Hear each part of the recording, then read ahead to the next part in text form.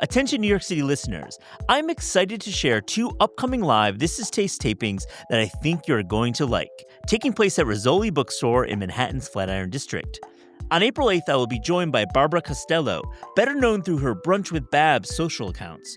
We will be talking about her brand new cookbook, Cooking with Babs, and on May 5th, I will be joined by photographer and journalist Craig Maude for a reading and conversation about his debut memoir, Things Become Other Things. I love this book so much and welcome you all in to hear his story about walking around Japan and so much more.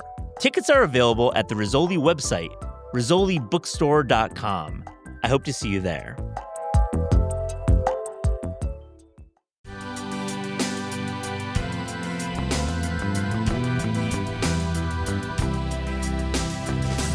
Making sure that the table of contents felt varied very much so did guide the recipes that ended up being in the book. And I really wanted to make the book feel like something that you could pick up on any occasion, whether you were like exhausted and barely wanted to cook or you're like trying to throw a party for 50 people.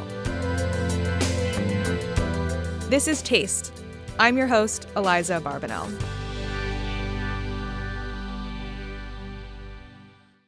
Zaynab Issa is a cookbook author, recipe developer, and content creator based in Brooklyn. Formerly a food editor at Bon Appetit, Zaynab just released a great debut cookbook, Third Culture Cooking, Classic Recipes for a New Generation. It's so fun having Zaynab into the studio to talk about blending her East African and South Asian roots with Americana classics, building the perfect dinner party menus, and more. Also on the show, Matt has a fun conversation with Holly Brickley. Holly is the author of a great new novel, Deep Cuts, and they talk about the music scene of the early 2000s that so informs this book.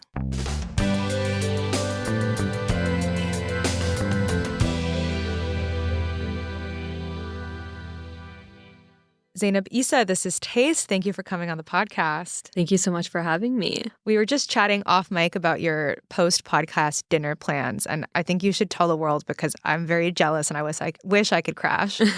I'm fasting today, so I'm looking forward to my dinner, which will be at Monkey Bar. I'm going to have iftar with a few friends, and the food there is just always solid. Yeah, what's your order at Monkey Bar? The mac and cheese is fantastic. The shrimp cocktail is pretty good. The spicy rigatoni is also very good, and the prime rib French dip is fantastic. Okay, clearly you've been planning your order. Yeah, I'm a menu stalker. I need to go back to the mac and cheese. Like, what makes it so special? I think the blend of cheeses they use is just ideal. It's not too sharp. It's pretty mellow, and it's very creamy, and the layer of bruleed cheese on the top is not too thick. It's baked, and it has that extra cheese on top. Yep.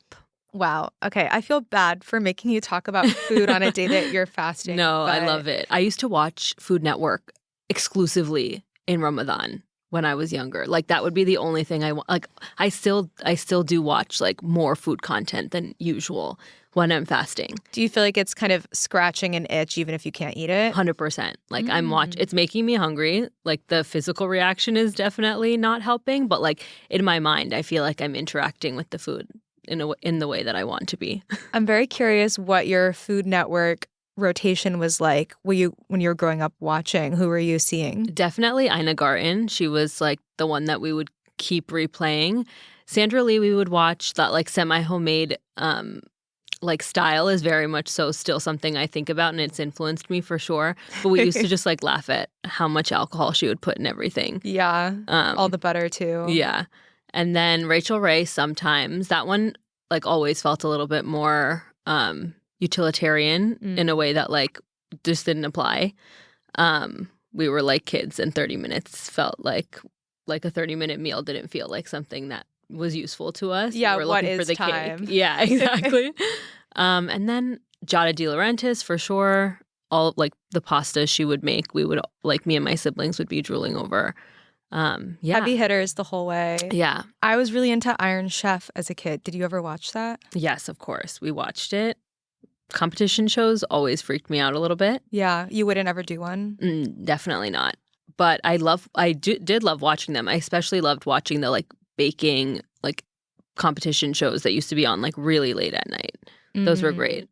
I feel like I was into Chopped and this idea of if I was given a Jolly Rancher and fish sauce, like what would I make out of that? Chopped is fun for that. I like that part too.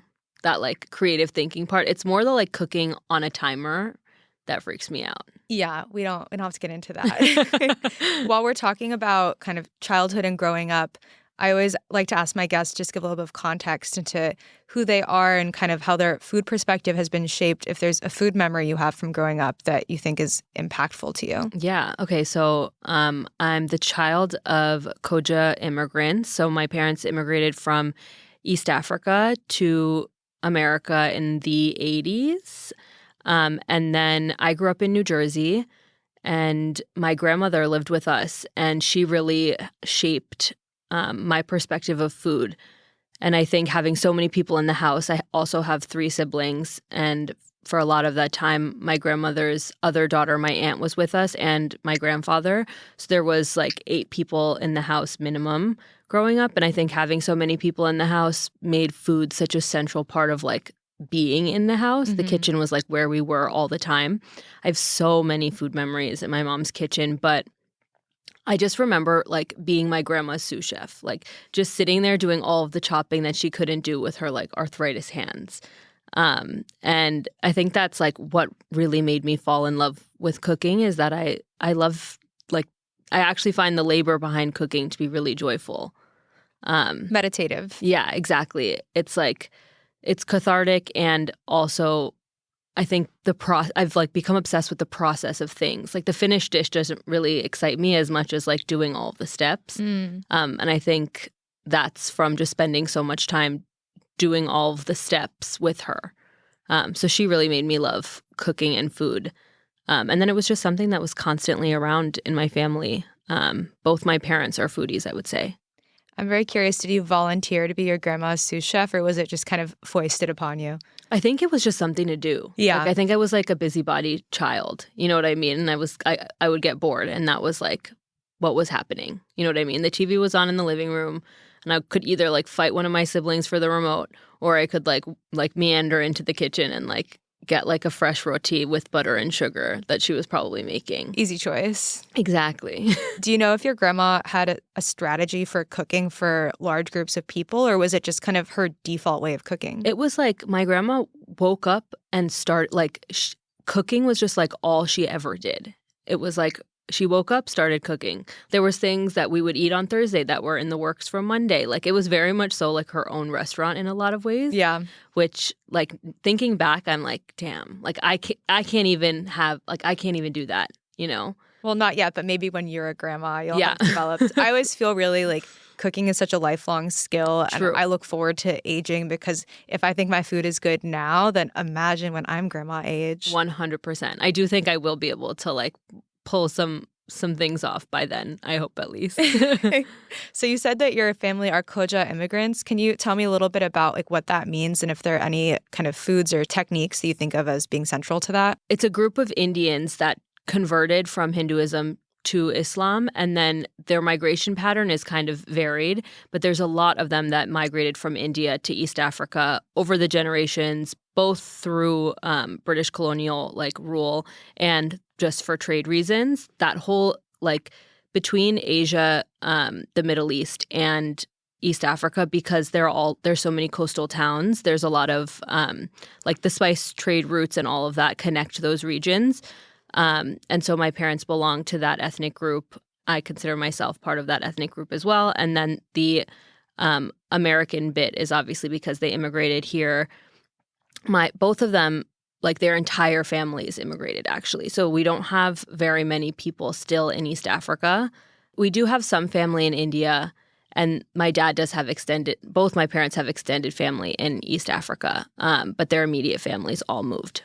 And then you also did like a zine project of Koja recipes, right? Yeah. So that was in college. That was my thesis project. And it was very much so like the intention was more to like shed light on this like underrepresented cuisine and really just like preserve the culture while also talking about the value of sharing. And so I recorded all of those recipes. They were my mom's and my grandma's recipes. And that was kind of my foray into like official recipe development. Danny Dillon, who was at the Wing at the time, helped me kind of get those recipes into shape for the zine. And then my professor encouraged me to publish it.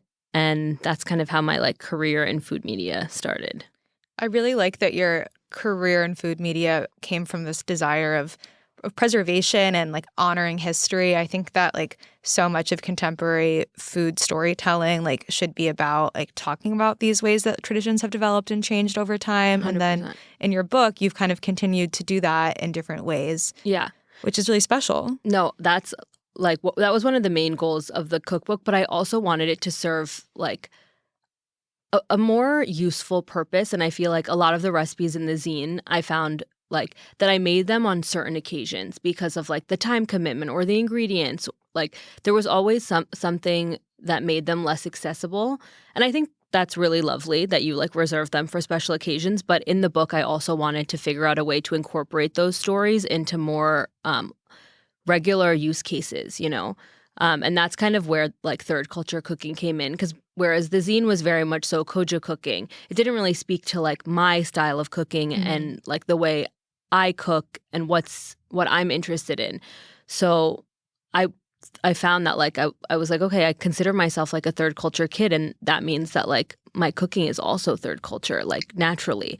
And it's definitely something that's been explored, but I think the idea that like each person's like third culture is unique to them and their story is something that I really wanted to highlight throughout the book. And this is my experience as a Koja American with my culture and other cultures that I've like learned through living in America and from traveling. And that might look different to someone else, but I do think that there's so much like shared space when you are a third culture kid and when you do consider yourself someone that's a third culture cook. For me, there is an element of fusion there, but it's not fusion that's devoid of context. So like I consider third culture cooking to be like a contextualized version of fusion food. Right. I think fusion, when some people hear that, it harkens back to the specific like 2010s, like maybe white guy who's like mashing up two cultures like for no reason other than it sounds like a good menu item and not from like the lived experience of the way that we all cook and how that changes. Exactly. And I think contextualizing it makes it like appropriate and even interesting. You know what I mean? And delicious. Yeah. It is good food. Yeah. I mean, I was going through the book and I really wanted to make everything, which I think is like such a fun experience. And I'm curious if there are any recipes do you think really like exemplify the book or like your own kind of third culture point of view? Yeah. Okay. So the like one of my favorite like photos in the book is actually a recipe that I feel like really is like a third culture recipe, and it's the jugu scones, which are basically peanut scones, and they're like a combination between like a peanut butter and jelly sandwich, jugu pak, which is like a cake rusk, a peanut cake rusk, which is like kind of like a biscotti as well. Cake rusk is like very dry cake. Yes, exactly. And it's like best dipped in tea so that it rehydrates. I've never been a huge fan, but I do love a scone. And so I applied that flavor profile to a scone and then put butter and jam in it. And it feels like it was picked from so many different influences, but also hits all of those familiar notes. And yeah, that's like a pretty great example of like a third culture recipe. Yeah, I like that recipe because I love peanut as a flavor in everything, and especially in desserts. And when I was looking through the book and I saw that, I realized that I don't think I've ever had a peanut scone before, which seems crazy because you put jam on scones. Yeah. Like, you could very reasonably put peanut butter on a scone or put peanuts in it, but somehow it was not something that I had encountered, and immediately I knew that it was something I wanted to try. Oh, I love that. I'm curious how you went about coming up with the list of recipes for the book. There are so many different occasions and kinds of recipes within it. Did you have an organized process? Yes. So actually setting up the table of contents took so long, like 3 months longer than I thought it was going to take. I had like a list of like 250 ideas. Like I just have like an ongoing note where anytime something hits, I write it down.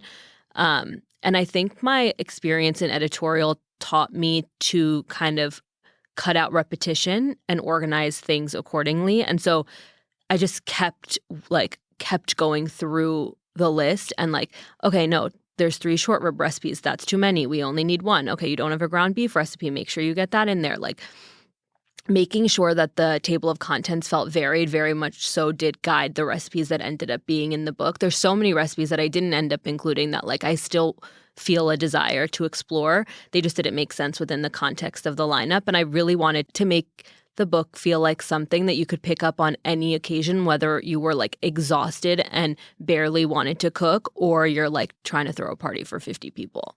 Yeah, I think the tone is really ambitious, and like some people do like weeknight meals cookbook, or some people do an entertaining cookbook. And as somebody that, has gotten to know you through food events in New York and things like that, like you definitely have range as a person. And so I think it makes sense that the book is kind of hitting on those different use cases at the same time. Yeah. And this way, like for people who like, I feel like especially like in my house, for example, both my grandma and my mom, fantastic cooks.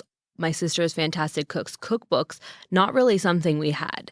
They had their cookbooks where they were writing down their recipes, and there was like so many of those. And there were like 3 or 4 other cookbooks. The Betty Crocker cookbook in like the binder was in our house. But really it wasn't like a way we grew up cooking. So I wanted to make sure for those people that are less familiar with cookbooks and don't have like quite the collection, that they could just buy this one and feel like there were options within it. Yeah, I really appreciate that. And you mentioned a little bit about taking an editorial sensibility to coming up with the recipes, and you worked at Bon Appetit in the test kitchen. And I'm curious, maybe especially coming from a background where you weren't necessarily growing up using cookbooks at home or using recipes. I'm sure your mom and grandma just have the recipes in their head. Like, what did you kind of learn about the editorial recipe process? I think also from shifting from content creator to food editor, it taught me so much about the formal recipe development process, and it's really changed the way I approach recipes, whether they're for like something more editorial, like a cookbook, for example, or for social. Just that like sitting on an idea for a minute, like really forming it, and I think you learn to do that through the pitching process, right? And then when it comes to actually developing the recipe, minimum making it like 3 times just to make sure that you know it very, very well. And paying attention to different things each time you're cooking it, whether it's timing, whether it's like the visual cues, all of that. And I think the more you make something, the better you get at explaining it. And I think that really shows through in recipe writing, like how specific are you able to get? And I think that really does affect the end user's results. And while like you can't really control it necessarily, everyone cooks differently, I think a good recipe really does mitigate the risk, and that shows through. And that's something that you can really hone with the amount of times you've cooked a recipe. And then cross-testing, which is something that also came into my life through the editorial process and something I did for the book that I don't really do for my social recipes. I'll just make them a few times over myself. But with the book and editorial recipes, cross-testing is a huge part of the process. It's so valuable. And making sure other people have the same success that you've had when cooking through your recipes is super important. Otherwise, like writing the head notes, I think all of the writing in the book, like I'm so glad that I had that training because there's just so much to get into with the cookbook in terms of writing. I think that part, nobody really talks about it. Yeah, totally. And I think what you say about cross-testing is interesting because I think if it's like a free recipe that's being given in a more casual format, like an Instagram caption, like there's maybe you still want it to work, but there's a different expectation than when it's a book that you've invested in and you've opened up the page to, and exactly, you really hope it's going to turn out. Yeah, 100%. I think that like the value proposition is totally different. Value proposition. Okay. I remember cross-testing when I worked at Bon Appetit and just weighing out everything that I was chopping, or you making sure like that the weights were accurate in addition to the, I don't know what to call it, the manual. The metric. Metric, thank you. Exactly. Like that's not something that I think most home cooks do, but I think it gives better appreciation into a recipe when you see all those components. You know that extra level of care has been gone to if somebody's providing both the tablespoon, teaspoon, and the weights for it. Yeah, it's just that much more technical, you know. I'm Nomi Fry. I'm Vincent Cunningham. I'm Alex Schwartz, and we are Critics at Large, a podcast from The New Yorker. Guys, what do we do on the show every week? We look into the startling maw of our culture and try to figure something out. That's right. We take something that's going on in the culture now. Maybe it's a movie, maybe it's a book, maybe it's just kind of a trend. And we expand it across culture as kind of a pattern or a template. Join us on Critics at Large from The New Yorker. New episodes drop every Thursday. Follow wherever you get your podcasts. As the summer travel season approaches, I'm excited to let you know about 2 upcoming Taste Travels, our immersive travel series hosted by cookbook authors and me, Matt Rodbard. On June 15th, I will be joining the Mediterranean dish author Suzy Karache in Barcelona for an incredible week of culinary tours, cooking classes, and plenty of wine and jamon. And on September 15th, I will be joining author and baker Mauricio Leo of The Perfect Loaf for a tour of northern Italy. We will visit artisanal Parmigiano Reggiano and balsamic vinegar producers, take a masterclass in the art of panettone, and of course, eat plenty of stuffed pasta and mortadella in and around Emilia-Romagna. Both trips are nearly sold out and closing soon. If interested, write into hello@tastecooking.com and we will get you the information. That's hello@tastecooking.com. I hope to see you on one of our taste travels this summer.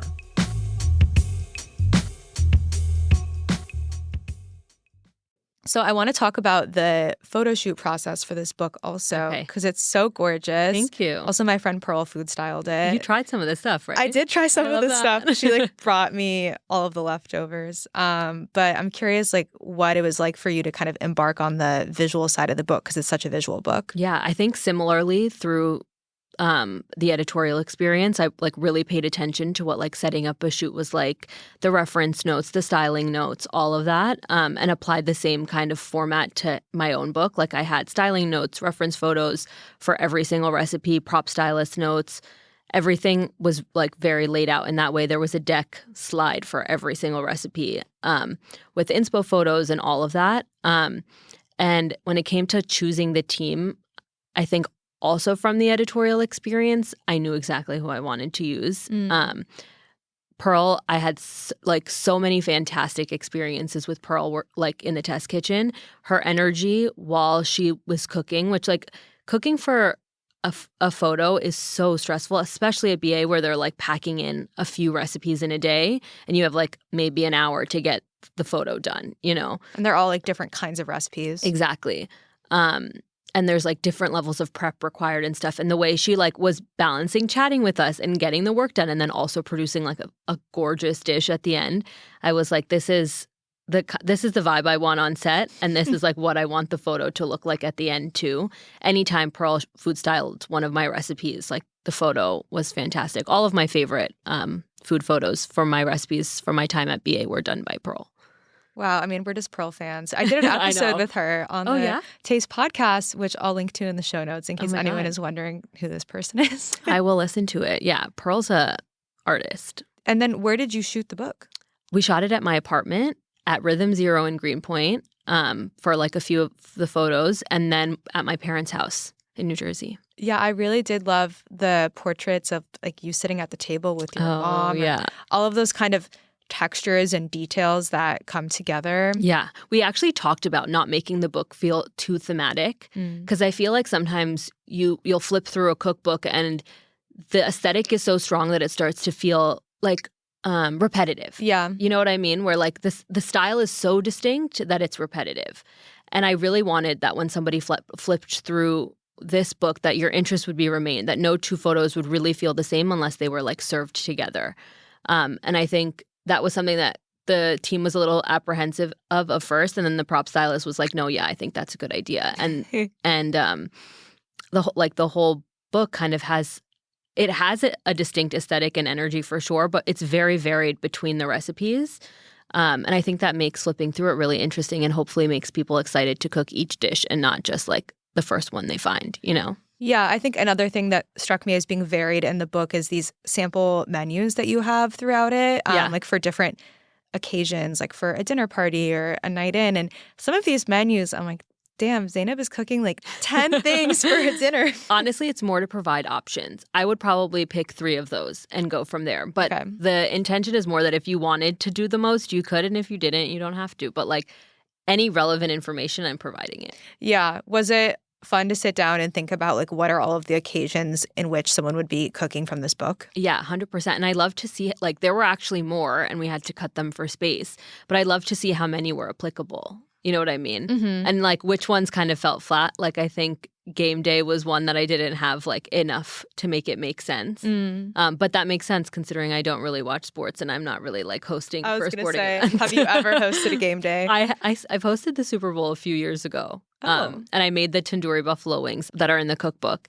I mean, that alone sounds really good. And I could see how maybe I don't know if this was your editor's suggestion, but as an editor, if I saw tandoori buffalo wings, I would say, oh, you should make a game day menu around this because it's such a classic pairing. Mm-hmm. But I mean, if it doesn't feel right, there's other uses for it. Yeah. I mean, it's in the cookbook and you can make it on game day, but you can also just make it because you feel like eating it, which is what I do. I was wondering if I could ask you to make like a sample menu for me, actually, because it's springtime. It's like a very beautiful spring day today. And I think we're getting into that season. And if I was going to have like a couple friends over for dinner, are there any recipes in the book that you would suggest for this time of year? Okay. I'm putting you on the spot. Yeah, for sure. I think right now I would tell you to make the grape and fennel salad that has like a mustardy dressing. And I would tell you to swap the grapes for citrus since it's like get that last bit of citrus in for the season. And then for the main, I would tell you, are you in the mood for something like light and fresh or something a little bit more hearty? Maybe light and fresh. Okay.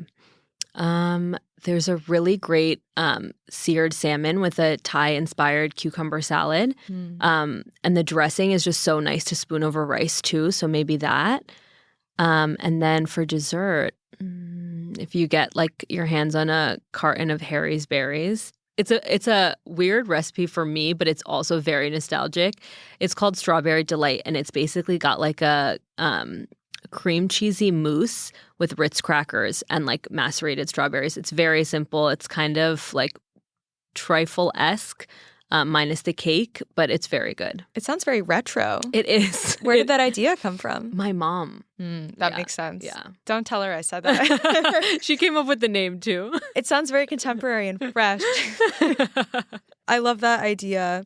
And while we're talking about recipes, I think I'm always curious about like the recipes that take the most time that, you know, obviously come together in the end. But I'm curious if there was a recipe in the book that you felt, you know, you had to really work on to make it perfect. It was probably one of the baked goods. I feel like those, because I don't have a pastry background, always take the longest to come together. I want to say the brown butter salted pecan shortbread, just because I had such a specific idea of like the Walker's style Scottish shortbread. And to get that texture right was harder than I was expecting. Yeah, I'm always curious with people who are developing all kinds of recipes, but maybe like don't have a pastry background. Like in your own life, if you're having people over for dinner, are you making the dessert, or is it something that you sometimes would do store-bought or like pass on to someone else? I think because now I have a pretty good recipe library, I will make it myself. Yeah. Yeah. I love baking. I really do enjoy it. It feels like something that still feels like a hobby to me. Whereas like cooking, I feel like I can cook professionally. Baking definitely does feel like something I'm still actively learning. And I want to, like, I just feel like I'll never know enough. Yeah, I think for me, because it's not something I'm comfortable doing, it feels so much more high risk. Also because it's not really like if I'm cooking and something doesn't taste right, I can troubleshoot it and fix it. But when something goes in the oven, you kind of just have to hope that it turns out. Exactly. Yeah. And that's why with the Strawberry Delight Rec, it's not one of those. You know what I mean? You can taste as you go. The whole thing's cold. You keep it in the fridge. It's very like make ahead friendly. Okay. I'm very into that. Yeah. I like have a secret, which is that I'm anti Harry's berries. It's not the point of this podcast. But I need to know. I really respect the labor and the quality of the strawberry. I just don't believe that we live in a society where we deserve year-round access to strawberries on the East Coast. I agree. And I'm from LA, and I'm used to having strawberries all of the time. Yeah. But are they available year-round? Basically, yeah. No way. Mm-hmm. They grow them like, I think all year round. My mom always sends me photos at the farmer's market in LA of all of her beautiful produce to make me want to move back home. Yeah. For me, I would rather wait until we have them here, and then they taste that much sweeter because it's like this special fleeting thing. Yeah, 100%. I would agree. Okay, let me give you another one then. No, I can wait because it'll be in like May. We'll get the strawberries, and I'll make that dessert, and I'll send you the photo, and it'll be really worth it. Perfect. I can't wait. Okay, I want to play like a rapid fire taste check game with you to close. So I'm going to ask you questions and make you play favorites. Okay. Your favorite cookbook right now that isn't your own? Bethlehem by Fatty Katan. Your favorite neighborhood restaurant in New York? I don't know if this counts, but Roberta's. That's not your neighborhood. I know, it's the neighborhood adjacent, but it used to be my neighborhood, so I have strong nostalgic ties to it. Did you have a go-to order there? Yes, I get the famous original with honey. Well done. Well done, like charred crust? Yes. I didn't know you could order a pizza well done. I didn't either. It's something that my husband started doing, and I was like, oh, okay, I'm going to do that too. Pro tip. Yeah. Your favorite occasion restaurant in New York? Minetta Tavern or The Grill. Your go-to late night snack? Cape Cod chips and Red Hot. Cape Cod chips, those are the salt and vinegar ones? No, they're just like the kettle cooked potato chips with Red Hot. And it kind of gives that salt and vinegar flavor, but saucier. Oh, okay. Yeah, it's really good. 3 things that are always in your fridge or pantry. Preserved lemon, soy sauce, and French butter. Nice. The big 3. Finally, a fictional food scene from a book or a movie that you wish you could magically eat in real life. I think I mentioned this in the cookbook too, but the chocolate cake scene from Matilda. Yeah? Yeah. You would eat the whole cake? If you give me enough time, yeah. Yeah. I could do it. I believe you. And thank you so much for coming on the show, Thank Zaynab. you for having me. This was great.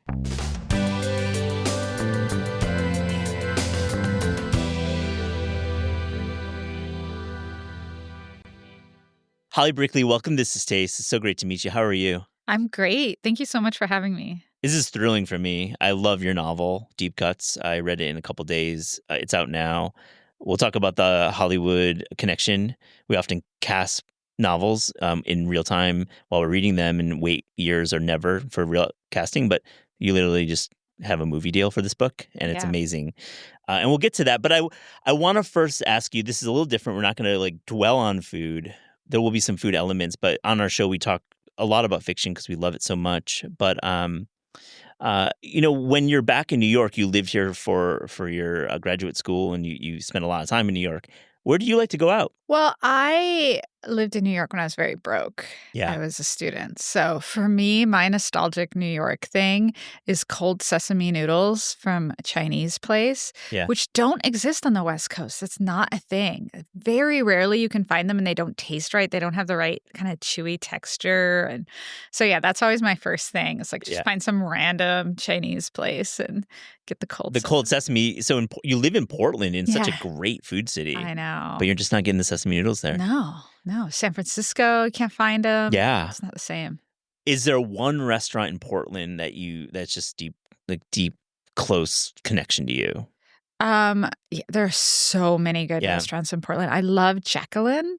Have you ever been there? No, I haven't been there. Tell me about it. Delicious seafood. Yeah. It just moved to a place that has engineered wood and kind of a more modern vibe. I have a thing about engineered wood, not a positive selling point. I have a thing about real wood. Yeah. I swear, I feel like it distastes my food to just be surrounded by fake wood and veneer, and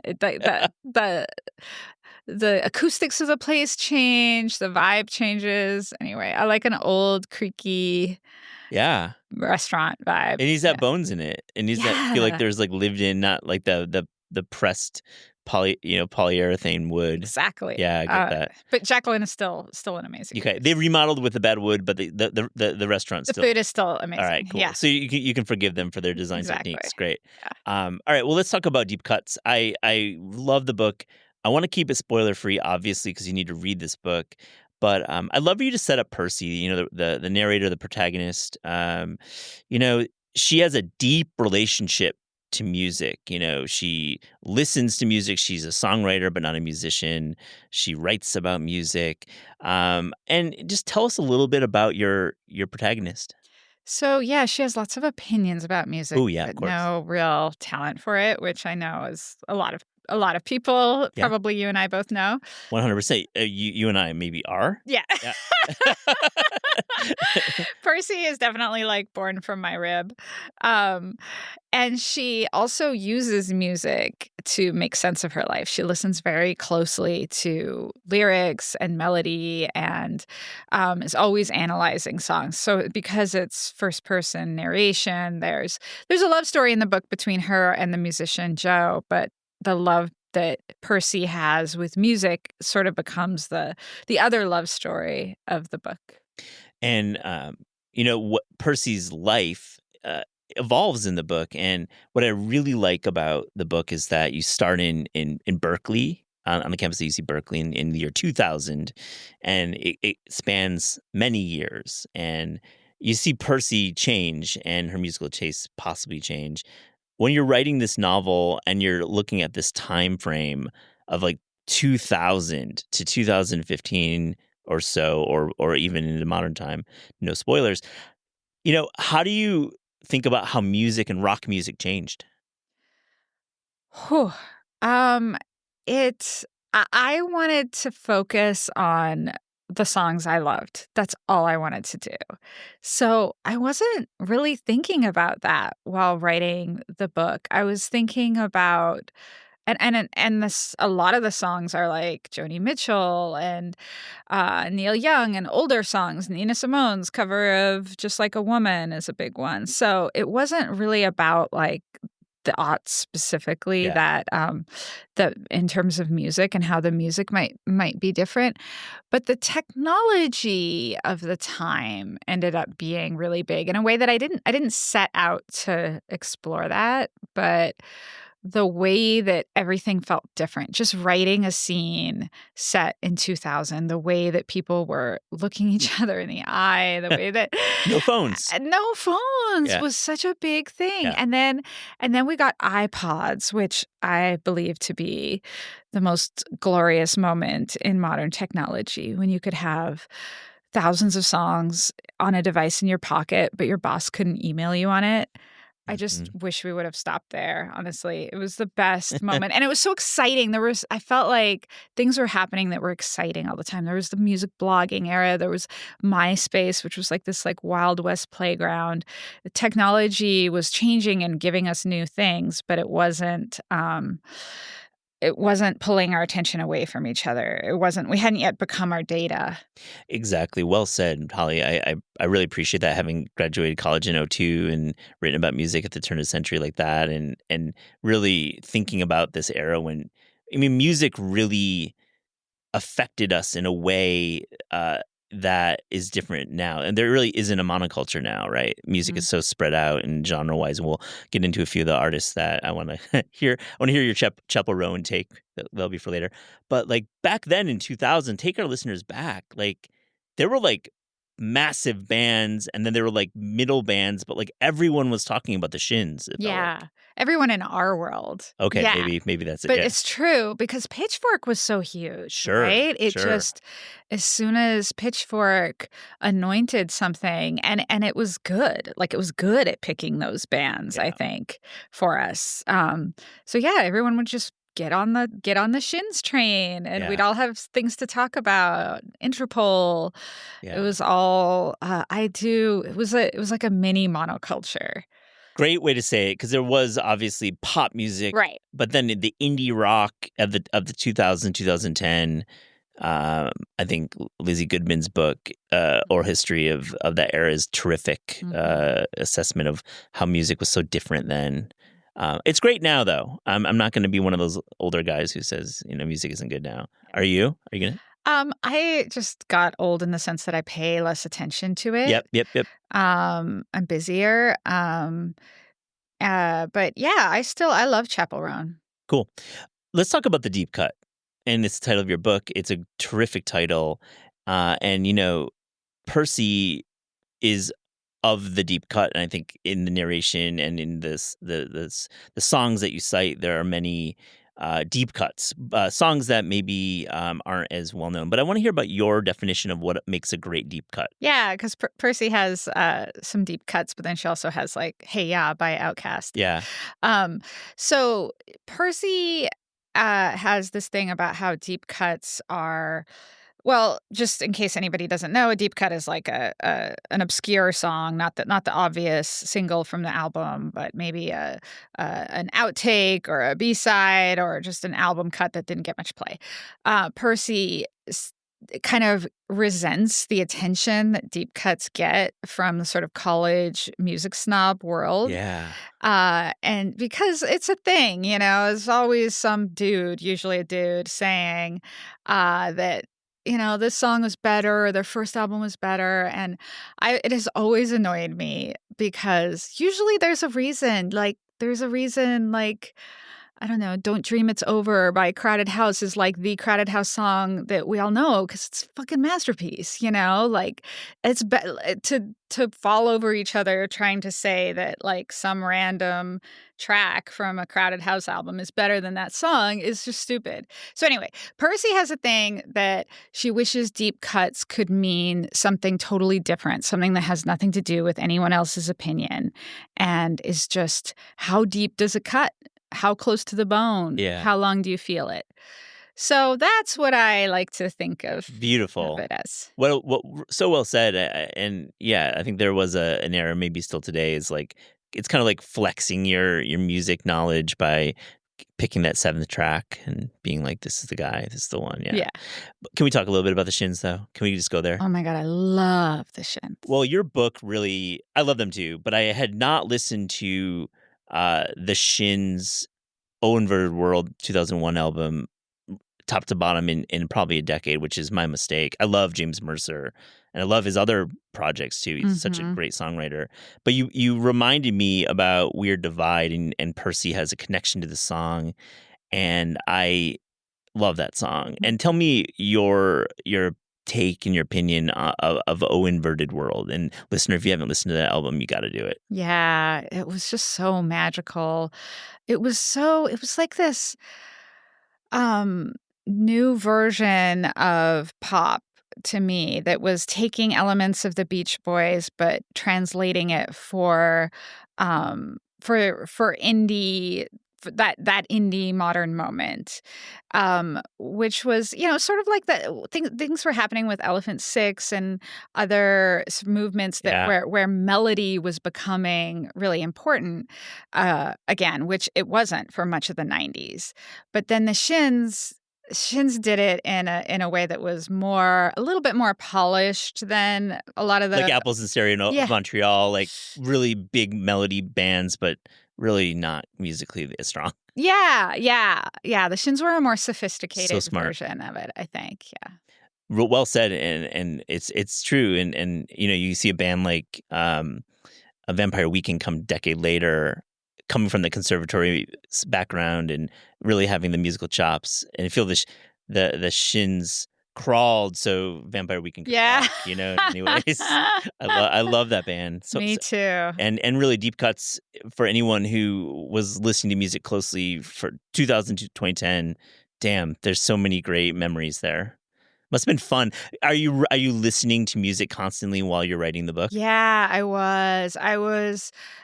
Really sort of monstrously listening to music because I was always looking for the song that chapter would turn on. So every chapter is titled with the name of a song. A few of them are fictional songs that the characters write, but most of them are songs that, you know, we're discussing today. So I was always looking for them, and you know, it's so hard now. You can't root through your CD rack or your CD wallet or spin through your iPod. So I was just kind of like shouting at Alexa, like, next.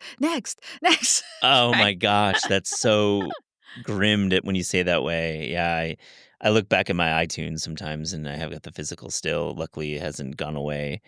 Spotify is wonderful in music discovery. I'm a big Spotify fan, but there's nothing like having a real collection. Yeah, right? I miss it. We do have a record collection. I could look through that, but it's only so big, you know. So Holly, let's actually talk about pop music of the modern era. I you know, from Doja Cat to The Dare to Charlie XCX to Post Malone to Chappell Rowan. I just named a bunch. It was like word salad there. I mean, are you like when you watch the Grammys? I'm not even sure if you even do that.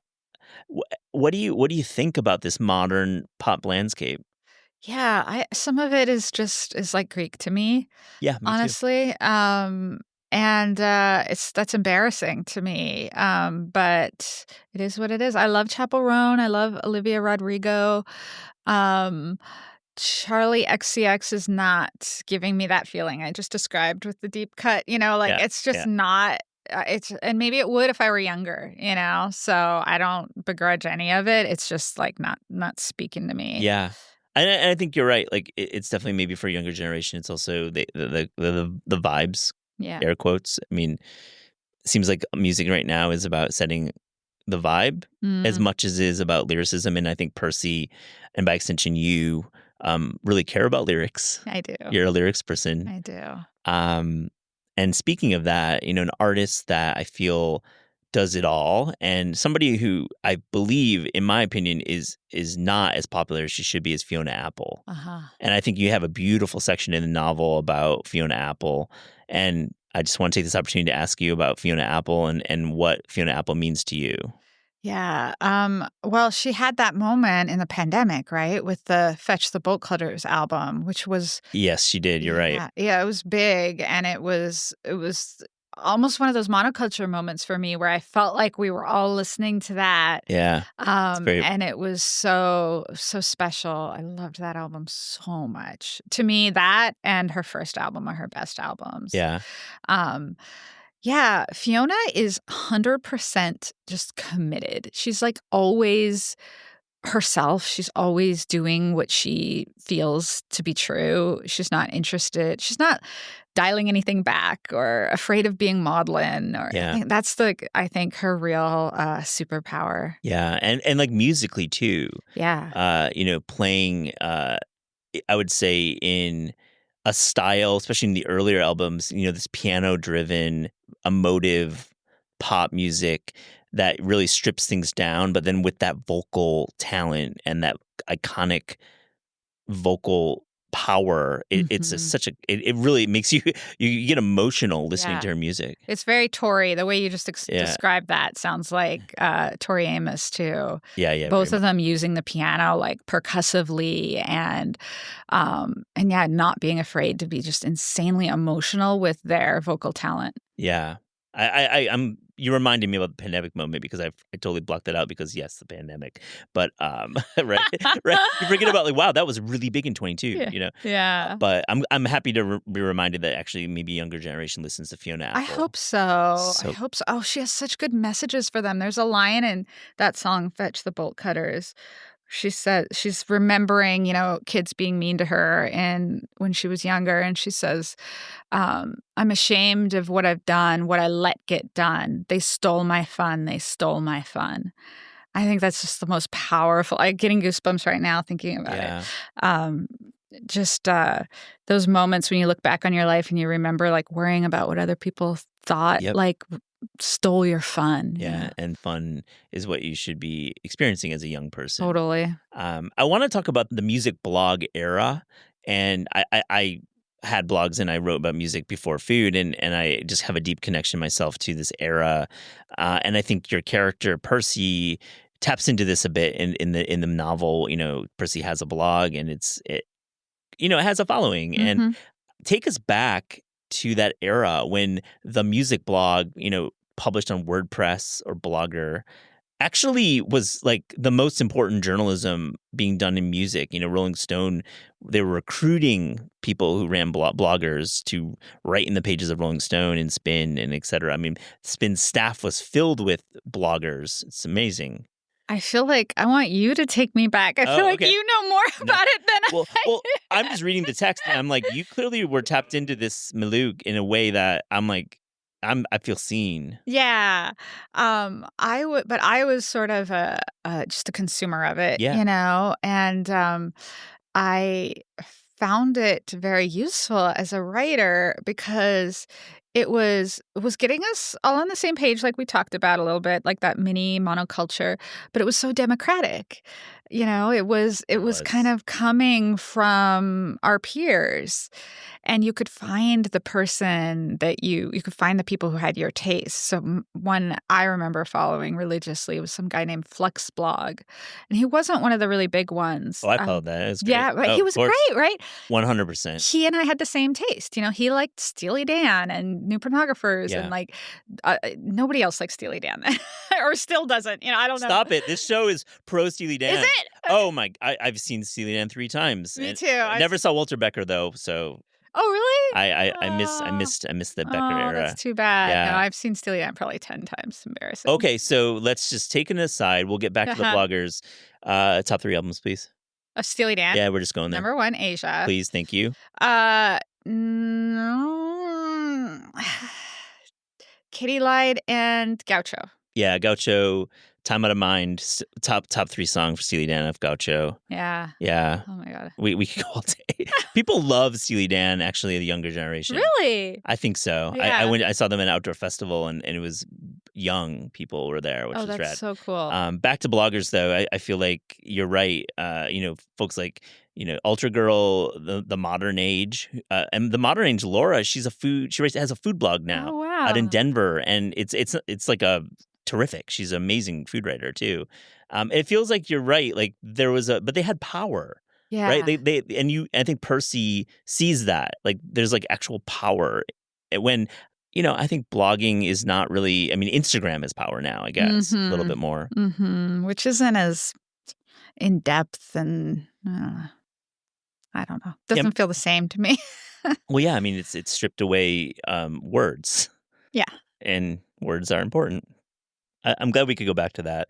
All right. We're going back into the food zone right now. Okay. And Berkeley 2000, as a student there, this is like one of America's most important food cities currently, historically. But what's food like in the year 2000 in Berkeley for you? Oh my God. Like Top Dog, La Burrita, $2 pizza slices from Blondie's and Fat Slice. It was not on anybody's mind. It was like, oh, I haven't had any food all day. All I've had is like coffee and beer. I guess I should eat something. That was food. And like all the girls anyway were vegetarians, like all of us. So there were lots of like veggie burgers and the vegan dogs from Top Dog. Yeah. It was not food. Actually, in the book, I used as sort of a signifier of maturity for Percy. She at one point dates an older guy, slightly older guy, who's a cook and is like cooking her real meals and like has like dimmer attachments on his lights and it's she's very like, oh, this feels good, and it's sort of intoxicating for her, but she's also not there yet. Yeah. So I wasn't even close when we were at Berkeley. I don't know. I wasn't thinking about food at all. Yeah, I love how food does play a role throughout the novel. I think that you have some pretty cool restaurant scenes too, and bar scenes as well. Yeah, I like that you show this kind of lack of interest in food, but still there's like some moments where food pops up. Yeah. All right, so the big news I teased at the top, again, we often cast books in real time, and many times that casting is only fictional, but you are not the case. Deep Cuts has been optioned. A24, heard of them. They're going to be doing the adaptation, and Saoirse Ronan and Austin Butler are starring. Yep. And it's by the director Sean Durkin, who did Iron Claw, which I think we talked about the end of the year 2 years ago as it was a terrific film that kind of got overlooked a little bit about, this wrestling family in Texas. And what the fuck? I know. Damn. That's like pretty cool. Somebody said online, I can't believe how perfect every piece of this news is. I think that was the best comment. It's just like, yeah, like how did I get so lucky that every piece is this amazing? I don't know, man. I think it happened. So we sent it out to the Hollywood people at the same time that we sent it out to publishing companies. So that was happening simultaneously quite a while ago. And Saoirse read it really early on and really loved it. Pause. Like, that's crazy. How does that happen? I know agencies do the agency thing, but I mean, it's a terrific novel, so obviously people are picking it up. But like, is she like a music fan? Is there? Yeah. Okay. Yeah. I actually had the opportunity to Zoom with her early on, which was really cool. And she just was like, I'm Percy. I am Percy. She loves Beach House and loves Fleetwood Mac and had a lot of really cool things to say about them. And I think she identified, I think, with the kind of opinionated nature of Percy. Yeah. So once she was on board, I think that's what allowed the other pieces to fall into place. Yeah. She brings a certain level of quality with her, Did you have actors in mind when you were writing the novel? No, God, no. And I remember very early on when my agent asked, if I've thought about a screen adaptation and did I want to write it and everything. I was like, oh no, this book wouldn't work for a movie. It's not, it's got those like writing pieces in it, the little pieces of music journalism, so that wouldn't translate. And no, this is no, yeah. And she was like, I think you're wrong. Yeah, I mean, I think a good VO scene, in the words of a great actor, is perfect, and it gets like the voice of your voice into the film. Yeah. There's all sorts of things they can do. Yeah. I just wasn't. I don't. I'm a writer. I wrote a book, and that's what I do. You're not writing the screenplay? No, Sean is. Sean Durkin is. Okay. He's a writer, director. That's what he does. He doesn't make films that he doesn't write. So, and I want to write my next book. I just got my dream job, so I'm gonna keep doing this. Of course, and that's so terrific to hear that. There wasn't that like idea that you have to like match a screenwriter to your sensibilities. It's like this director who has a vision and works with novels or just writes movies he wants to make. Yeah. Oh my gosh. So, I mean, give us the details of the film that you can talk about right now. Like when do you suspect it'll start shooting, and what's a good word about when it might come out? I don't know. I am an executive producer, but that's the agency's doing their job. I think that's all that is. Yeah. But I've heard that they're going to start shooting at the end of this year. Okay. Yeah. And you'll be on set, I would imagine. They said I could stop by. So yeah. You got to more than stop by. This is your work. I'm kidding. I hope people who are excited about the film. I will say this. I hope people who are excited about the film go out and buy the book. Absolutely, and it's a great sentiment because the book is out now, and really there's a reason these folks are making this book into a movie. There's a lot of terrific books out there, and most don't get made into movies, and especially with A24. Congratulations. Thanks, Matt. Very, very cool. I love how the Knife's amazing 2003 album Deep Cuts, comes back a little bit. I like it over Silent Shout personally. I was listening to both side by side last night, and I was like, I think I like Deep Cuts the best. But I want to talk about the Knife because I think that's a band that I know there's been like Fever Ray and some like offshoots of that duo, this brother sister duo, but you really like have a great moment with the Knife in the book. Yeah, in the book they say that it's the perfect name for that band because it sounds like the oral equivalent of a meat cleaver. Yeah, they were just so sharp and so just the way it was arranged, the sound of the drums, there's something very innovative about it, and it still sounds fresh. Like, that's crazy when music can sound so fresh and arresting and never dated in any way. And for me, it's about a few songs. Some of the tracks on that album are a little experimental for me. Yes, definitely. Which is that's just who I am. That's my taste. But yeah, Pass It On and Heartbeats. Yeah, they're just iconic. Yeah, there's a magic there. Yeah. Yeah, aggressive in some ways too. Yes, totally. Yeah. But you would hear it out, played at clubs or when there were like rock DJs. Yeah, and that was a thing. It's probably a thing too. I don't hang there anymore. But Holly, tell me about what's next because I feel you've got some plans. Is there new work in the works? Yeah, I'm writing another book. I'm about maybe halfway through it ish. Also a love story, also about a super opinionated, kind of slightly obnoxious woman. So that might be my thing, but not music related, and not continuation of the narrative. Right? No, fresh story. Yeah.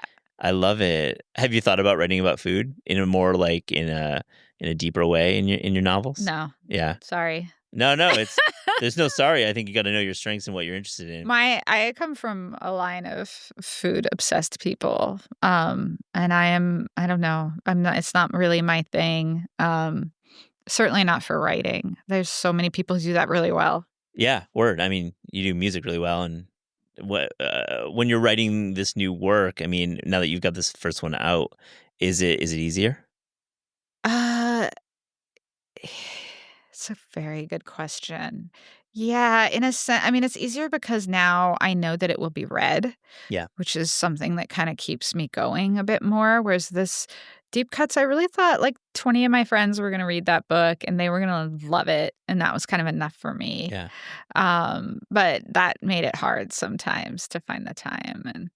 And so yeah, there's that. But then there's also like a little bit more pressure, a little bit more expectation. So it's different. I love it. I cannot wait to read it. I hope to read it as soon as it's published. Oh, thanks, Matt. It's amazing. Well, on This Is Taste, we ask guests about their discerning taste. So to close this interview, here's a little rapid fire, fast and furious taste check. Holly, are you ready? I guess so. Yeah. Okay. The best fruit. Mango. Strawberry. Mango. Sounds like a Snapple flavor. No, just mango. Just mango. Okay. What makes a great mango for you? Oh, ripeness. Perfect. I love it. The worst vegetable. Bok choy. Yeah. Can be challenging. Yeah. Slimy on half of it and then like not adequately crunchy on the other half. Got to put it in a wok. Yeah, maybe. Do it fast. No, I'm not trying to like poke holes in your arguments here. I'm a passive observer here. Okay, do you have a typical breakfast? Oatmeal or granola or cottage cheese with blueberries. I don't know. Into it. Sounds like a good breakfast. What's the best dessert? Ice cream. What flavor?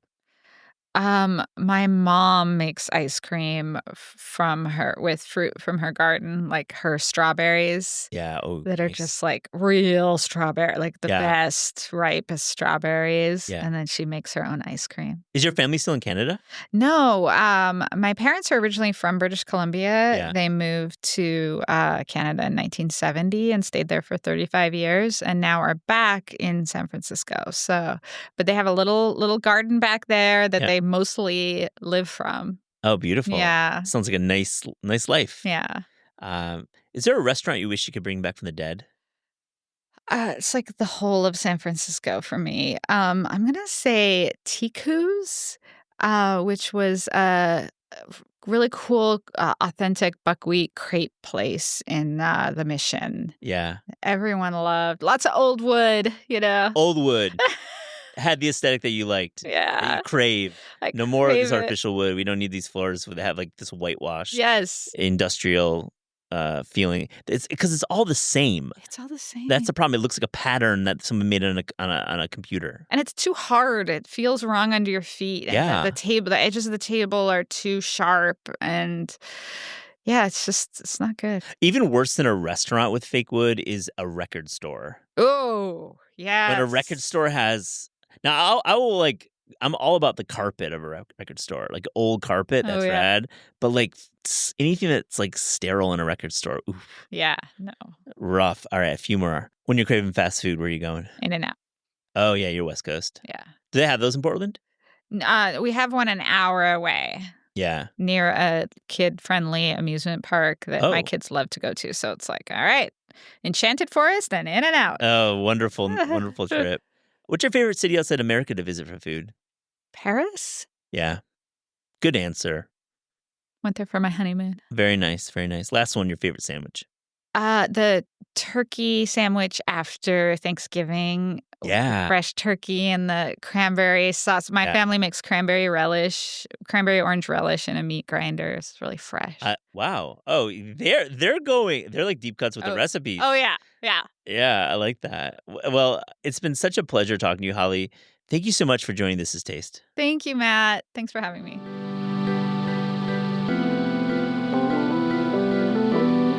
This Is Taste is hosted and produced by Matt Rodbard and me, Eliza Barbanel. The show is edited by lead producer Clayton Gumbert and supervised by Pat Stango, Director of Media Production and Development at Penguin Random House. Thanks to Shalia Harris and the production team at Penguin Random House. Theme music by Steve Rydell, logo and guest illustrations by Ellie Skurzat. Visit Taste online at tastecooking.com and make sure to subscribe to our newsletter to keep updated on all cool things in the world of taste.